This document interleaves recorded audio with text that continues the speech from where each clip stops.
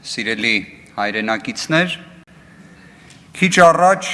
դուք լսեցիք ելույթ, որը պետք է վերաբերեր օրակարգային հարցին, օրակարգային հարցը շատ հստակ է, ունենք մի իրավիճակ, որ պետք է ազգային ժողովը վերջնական ձևավորման համար ունենա մշտական հանձնաժողովների կառուցվածքը, բայց լսեցինք ելույթ ամեն ինչի մասին, բացի Արցախի հարցերով մշտական հանձնաժողով ունենալու հարցից։ Սա իհարկե կարող եմ ասել նաև, որ հնարավոր է մարտավարական որոշակի գործողություն է կամ ուղղակի տրամադրության իրացումը։ Բայց առնվազն չխոսել Արցախի հարցերով մշտական հանձնաժողովից, բայց խոսել գրեթե ամեն ինչից տարբեր աղավաղումներով, դա իհարկե կրկին կասեմ որոշակիորեն երևի հմտություն է։ Եկեք սկզբից անդրադառնանք, որ հնչեցվեց քննչական կոմիտեի հաղորդագրությունները։ Հարգելիներս, նույն հաջողությամբ գոյություն ունի դատախազության հաղորդագրությունը ազգային ժողովի նախագահի տեղակալներից մեկի վերաբերյալ, որի գործողությունն էլ կարծում եմ շատերը տեսանյութով են տեսել։ Ես երբ այդ խոսքը ներկայացնում էի հենց այդ դեպքի վերաբերյալ, ուղղակիորեն հարգում էի անմեղության կանխավարկածը։ Անմեղության կանխավարկածը ոչ թե զուտ գնահատողական դատողություն, այլ սկզբունք է։ Նույնիսկ ամենամեծ եւ խիտ բառերով լցված հայտարարությունը քննչական կոմիտեի ունի 0 արժեք, մինչև չկա դատարանի օրինական ուժի մեջ մտած դատավճիռ։ Տիկին Նազարյանը վստահ եմ տեղյակ է բազմաթիվ դեպքերից, երբ մարդուն մեղադրանք են առաջադրել, գործը քննվել է, արդյունքում մարդը արդարացվել է։ Հիմա ենթադրենք Տիկին Նազարյան, եթե ձեր վկայակոչած 2 դեպքերով մարդիկ արդարացվեն, իսկ որի հավանականությունը ծայրահեղ բարձր է, տեղեկացնում եմ զուտ գործի նյութերից որոշակի պատկերացում ունենալու պայմաններում, ակնկալում եմ, որ դուք կգաք այս ամբիոնի ներողություն կխնդրեք, որովհետև դուք օգտագործում եք կատեգորիկ բնութագրման բառեր։ Դուք դա օգտագործեցիք ենթադրաբար իդեպ Արուշ Արուշանյանի վերաբերյալ, շնորհակալ եմ գոնե, որ այդ դեպքում այդ եզրույթը օգտագործեցիք, որովհետև Արուշ Արուշանյանի դեպքում էլ ավելի խայտառակ է, եթե համեմատության մեջ դիտարկենք։ Դուք խոսեցիք ձեր գործընկերներից մեկի մասին, առողջապահության փոխնախարար Դավթյանի մասին։ Կարծում եմ պարոն Թորոսյանը ներկա գտնվելով եւս առնվազն կասեր, որ անմեղության կանխավարկածը պետք է հարգել։ Դեռևս միայն կա դատավճիռ 7 տարվա ազատազրկման, դատապարտման, բայց կարծում եմ այնտեղ վերաքննիչ բողոքել է ներկայացվելու, առնվազն տպավորությունս այդպիսինն է, բայց ինչն է հետարքիր։ Դուք կարծես այդքան մանրամասն չշեշտեցիք, թե ինչի մասին էր մեղադրանքը պարոն Դավթյանին։ Պարոն Դավթյանին մեղադրանքը վերաբերում էր 2018 թվականից հետո կոռուպցիոն դեպքի։ Ես այնքան զարմացած եմ, որ դուք տեղից ասում եք այո, որտեվ ես առնվազն հիշում էի, որ Հայաստանի Հանրապետությունում 2018 թվականից հետո կոռուպցիա չկա։ Դա կարծես թե ձեր քաղաքական Դե մենք պայմանավորվել ենք այդ նույն ոճով ենք անում։ Ես կարող եմ ասել, որ առնվազն իսկապես հետաքրքիր էր, որ ձեր մոտեցումը այդպիսինն է։ Ես կարծում եմ նաև Տիկին Նազարյանը հետագայում նաև պետական վերահսկողական ծառայության նախկին պետին առաջադրված մեղադրանքի մասին եւս կխոսի, բայց նաև կրկին թվեր ասեց իդեպ հղում որպես դիտարկելով Անդրանիկ Քոչարյանին։ Իհարկե մշտական հանձնաժողովի նախագահի պաշտոնը զբաղեցնելը դա որոշակի կարգավիճակ է, բայց իհարկե փաստաթղթերին են հղում տալիս։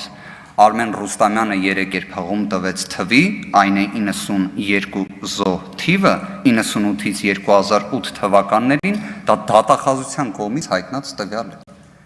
Առնվազն կարծում եմ դա եւս պետք է հաշվի առնել։ Մյուս հանգամանքը։ Ի վերջո, սիրելի հայրենակիցներ, մենք խոսում ենք նժարի վրա դրված 2 հարցի մասին։ Մի նժարի վրա առողջապահության հարցերով մշտական հանձնաժողով, մյուս նժարին Արցախի հարցերով մշտական հանձնաժողով։ Բայց մենք ստե իսկապես քննարկելու բան ունենք։ Ես օրինակ կպատկերացնեի, որ սա այն քիչ դեպքերից է, որ ոչ պետքա մենք միմյանց նկատմամբ բոցաշունչ ելույթներ ունենայինք ընդդեմ կամ աջակցելով կամ քննադատելով, այլ այս դեպքում ունենայինք բացառիկ կոնսենսուս։ Այսինքն ռեալ մենք պատկերացնում ենք, որ ազգային ժողովի 8-րդ գումարման պատգամավորները ասելու են ոչ,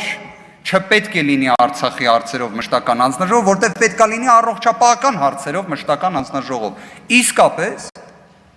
այսինքն մենք նժարի վրա կարանք դնենք այս հարցի քննարկում։ Նորից եմ ասում, ձեր գործընկերն է շատ հստակ ասեց, 7-րդ գումարման ազգային ժողովում նորմալ եղել է առողջապահական եւ սոցիալական հարցերի մշտական հանձնաժողով, որը իր առջև դրված խնդիրները լուծել է։ Հիմա հարց է բարձրաձայնվում 2020 թվականի նոյեմբերի 9-ի արհավիրքից հետո նման պայմաններում, որ բոլորին էլ պարզ է, որ պետք է Արցախի վերաբերյալ ամենօրյա աշխատանք մշտական հանձնաժողովի ձևաչափով, որովհետև միջխորհրդարանական ձևաչափը, որը տարին 2 անգամ հանդիպում է նախատեսում, որի նույն ձևաչափն էլ 2020 թվականի նոյեմբերի 9-ից հետո փոխվել է։ Ի վերջո մենք Հայաստանի Հանրապետության նորագույն պատմության մեջ առաջին անգամ ունենք իրավիճակ, որ Հայաստանի Հանրապետության ամենաբարձր պաշտոն զբաղեցնող անձը հոկտեմբեր ամսից չի եղել Արցախի Հանրապետությունում։ Հարգելի գործընկերներ, առնվազն սա ազդակ պետք է լինի, որ ամենօրյա աշխատանք պետք է լինի մշտական հանձնաժողովի ձևաչափով։ Ես իդեպ Վլադիմիր Վարդանյանին կառաջարկեի, որ ժամանակ ունենա, մի հատ հանդիպի ոստիկանապետի տեղակալ պարոն Ֆիդանյանին եւ մի հատ հարցնի օրենսդրական ինչ հարցեր ունենք, որ օրհասական են Արցախից Հայաստանի Հանրապետություն տեղափոխված մարդկանց համար։ Իսկապես շատ տեղին է այդ քննարկումը ունենալ։ Դա դրամփակ ռեժիմով է քննարկվել, ես դրա համար ինքս հիմա չեմ հրապարակայնացնում դա։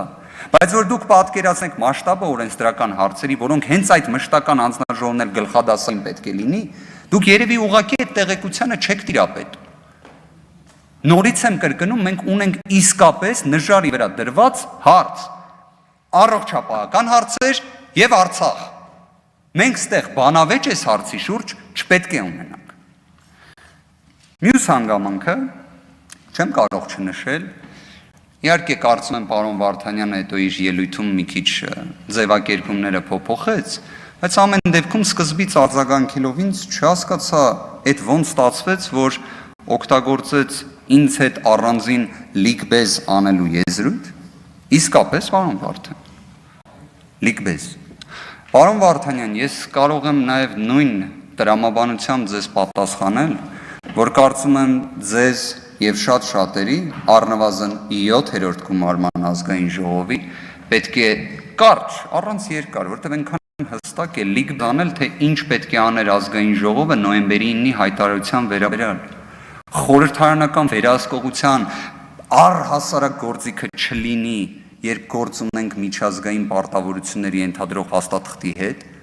դուք գնացեք այդ հարցով լիգբեզ արեք։ Դուք գնացեք գիտեք նաև, որ հարցով լիգբեզ արեք, որ չլինի ազգային ժողովի 7-րդ գումարման ընդունած օրենքներ, որոնք հանրապետության նախագահը նույնիսկ չստորագրելով ուղարկի սահմանադրական դատարան եւ դրանք հակասահմանադրական ճանաչվեն։ Այդտեղա պետք շատ լուրջ լիգբեզներ անեն։ Ու այդ հարցում ես եւս օգտակար կլինեմ թե ձեզ, թե այլ մարդկանց։